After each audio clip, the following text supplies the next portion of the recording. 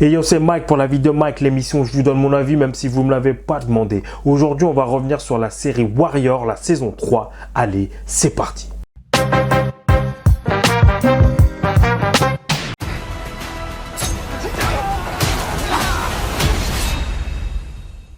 Donc, avant de parler de la série, obligé, comme vous savez peut-être, moi je suis fan de Wing Chun, je pratique depuis plus de 15 ans, les arts martiaux depuis plus de 20 ans, bref, ça fait longtemps, des années, je kiffe les films d'arts martiaux, etc. Donc forcément, je suis fan de Bruce Lee. Et donc, dès que cette série elle est sortie, je me suis intéressé parce que je vais vous raconter l'histoire. C'est à la base une idée de Bruce Lee. Donc je vais vous faire la genèse de la série rapidement. Allez, c'est parti. Donc Warrior, c'est une série créée par Jonathan Tropper qui est le co-créateur de Banshee, la série avec Anthony Starr qui passait sur Cinemax. Anthony Starr qui est bien sûr au cast de la série The Boys. Tuerie au passage, et Banshee, tuerie aussi, et elle est assez méconnue, donc je vous conseille d'aller voir Banshee. Il y a certains acteurs qui étaient dans Banshee, normalement celui qui joue Chao qui était dans Banshee et qui est maintenant aussi dans Warrior. Donc cette série Warrior qui sont sur une idée de Shannon Lee, la fille de Bruce Lee, et du coup d'après les écrits de Bruce Lee. En fait, en 1971, Bruce Lee avait développé un concept pour une série télévisée provisoirement appelée Assam. Donc Assam, c'est le héros de Warrior, sur un artiste martial dans le vieil Ouest américain. Mais en fait, il l'avait présenté aux chaînes Warner Bros et Paramount. Mais d'après les tirs de la femme de Bruce Lee, en fait, ils lui ont volé l'idée pour faire Kung Fu. Vous connaissez la série Kung Fu avec David Carradine? En fait, à la base, c'est tiré de l'idée de base de Bruce Lee. Et en fait, ils n'ont même pas crédité Bruce Lee sur le truc. Donc, Bruce Lee, il avait le seum. Je crois que c'est à cette époque-là. Il travaillait beaucoup sur Hollywood. Il travaillait sur le frelon vert. Et quand il a proposé cette série, qu'ils lui ont volé l'idée, il s'est barré. Il est retourné en Chine. Il a fait The Big Boss. Et puis, il a la carrière qu'on lui connaît. Donc, voilà. Mais bon, eux, ils ont nié, en fait.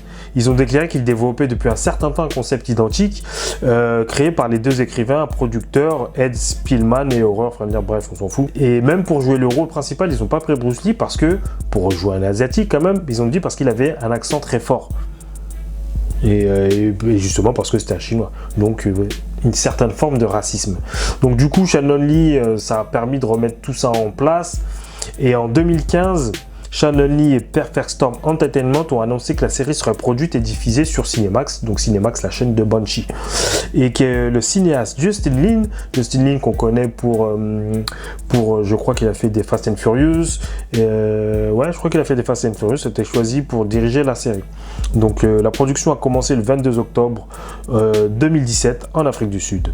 Et en 2019, il y a eu la deuxième saison. Et aujourd'hui, en 2023, donc on va parler de la saison 3. Qu'est-ce qu'on en a pensé de Warrior? Pour faire le pitch de la série Warrior, c'est Assam qui vient de Chine pour récupérer sa sœur qui avait été mariée de force à un seigneur de guerre en Chine. Elle l'a tué, elle s'est sauvée.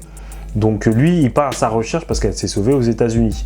Il arrive aux États-Unis, il va à Chinatown, à San Francisco, et puis voilà. Donc du coup, il essaye de s'intégrer. On est là-bas, au lieu d'appeler ça des gangs, ils appellent ça des tongs à Chinatown. Donc lui, il va s'incruster dans un gang qui est un tong, celui des Hopway. Et voilà, sa sœur, en fait, il va découvrir que sa sœur est une des chefs elle a tué. Voilà, bon, je ne veux pas trop spoiler la saison si vous ne l'avez pas vu, mais voilà. Et il va retrouver sa sœur qui est elle dans une autre tong, et puis ça va être un peu la guerre. Il va essayer de la récupérer, mais elle ne veut plus y aller, etc. Bref, voilà, c'est le pitch de la série. Mais en parallèle à ça, il y a d'autres personnages. Il y a la police de San Francisco qui maltraite les Chinois. C'est aussi sur fond de discrimination raciale. À cette époque-là, les Chinois étaient une main-d'œuvre pas chère, donc ils étaient employés notamment pour les chemins de fer, le bâtiment, mais ils étaient maltraités, ils étaient parqués, et ils avaient moins de droits, un petit peu comme les blacks et tout ça. Il y a un parallèle aussi qui fait, voilà, sur la discrimination noire aussi, surtout dans la saison 3. Mais voilà, donc là ça se concentre sur les Asiatiques, donc les Chinois en particulier, à cette époque-là, qui étaient maltraités, qui étaient victimes de discrimination. Et en même temps, il y avait les guerres de gangs. les guerres de territoire, pour l'opium et pour d'autres la contrebande, enfin voilà, pour la prostitution, tous les moyens illégaux qu'ils avaient pour rameuter de l'argent, pour ramasser la maille. Donc voilà, ça c'est le contexte de la série. Et là, on est saison 3. Saison 3, elle est venue longtemps après la saison 2. Je crois que la saison 2 est sortie en 2020. 3 ans, c'est quand même long. Moi, je pensais qu'ils avaient arrêté. Et moi, je suis Shannon Lee sur les réseaux sociaux. Et je pense qu'elle a milité, en fait, pour que ça passe. Là, c'est passé sur HBO Max, je crois, aux États-Unis. C'était sur Cinemax, mais sur Cinemax, ils ont cette fâcheuse tendance à laisser tomber les séries. C'est comme Banshee. Au début, c'était une série qui mettait bien, puis après, ils ont eu du mal à financer le reste. Et du coup, la dernière saison a un petit peu rushé, un petit peu bâclé, faute de moyens, peut-être que ça coûtait cher. Mais là, je suis content que c'est devenu sur HBO Max parce que je trouve qu'ils ont mis les moyens sur la saison 3. Donc visuellement, c'est beau, les scènes de combat, on voit qu'ils ont mis les moyens quand même pour reconstituer les décors, etc. Donc de passer de Cinemax à HBO Max, franchement, c'était une bonne chose et l'attente valait la peine. Franchement, cette série, cette troisième saison est franchement très très bien. Je vais rentrer dans la zone spoiler. Allez, c'est parti, puisque je vous ai dit à mon avis assez large. Maintenant, on part dans la partie spoiler. Donc, qu'est-ce que j'ai pensé de ces saisons 3 ? Très bien, on retrouve Assam dans la saison 2. Je crois qu'il y avait une bagarre, tellement c'est loin, je ne me rappelais même plus trop. Mais il y avait eu une bagarre irlandaise, parce qu'il y a aussi la main-d'œuvre irlandaise qui est en concurrence avec la main-d'œuvre chinoise, mais que la main-d'œuvre irlandaise est un peu plus chère. Donc les Irlandais, ils n'aiment pas les Chinois parce qu'ils leur piquent leur job. Et du coup, il y a un mec qui est un peu le leader le barman, là, soit qui tient le bar, j'ai oublié son nom. Et il est le leader des Irlandais. Et en plus, c'est un castagneur. Il aime bien se taper, il est costaud, il y va. Et franchement, je trouve que cet acteur, il joue pas mal aussi. Donc dans la saison 2, il s'était battu. Je crois que Assam avait gagné. Il y avait eu l'invasion des Irlandais dans Chinatown. Ils avaient réussi finalement à, si je me souviens bien, à les faire fuir. Donc voilà. Donc là, on retrouve la saison 2. La saison 3, Assam, il a sa peinture sur les murs parce qu'il a été héroïque.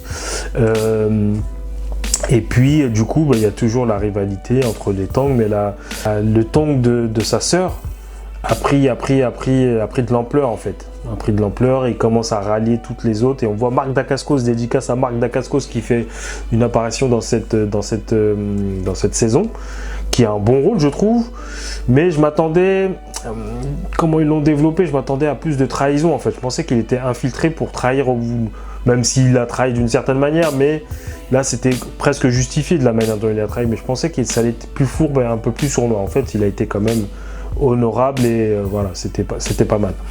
Mais j'ai bien aimé sa participation, même si en fait Marc Dacascos il n'est pas du tout asiatique. D'ailleurs Assam, qui est joué par Andrew quelque chose, est anglais et japonais. Donc lui non plus il n'est pas chinois en tout cas. Il n'est pas chinois même s'il joue un chinois. Mais c'est pour avoir cette Bruce Lee qui avait cette dualité qui était un peu métisse, qui avait du sang blanc. Du coup, là, lui aussi, il a du sang blanc. Voilà. Alors, je crois qu'avant ça, Andrew, là, il était cascadeur. Là, Assam, il était cascadeur. Il a joué dans American Gods. On l'a vu dans Bullet Train. Voilà, il a joué quelques petits rôles. Mais voilà, je pense que là, cette série-là, vraiment, l'a mis en avant. Mais pour moi, c'est pas un artiste martial très accompli. Pourtant, je crois que sur son CV, il est cascadeur et artiste martial. Mais voilà, pour moi, en tout cas dans la série, je trouve que c'est pas le plus beau esthétiquement à voir combattre. Je préfère Longzi, là, je crois que c'est lui, Longzi. Longzi, c'est je sais plus comment il s'appelle, le chef des Longzi, là, soit qui se bat justement souvent avec Assam. Je trouve que lui, martialement, il est plus intéressant à voir se battre.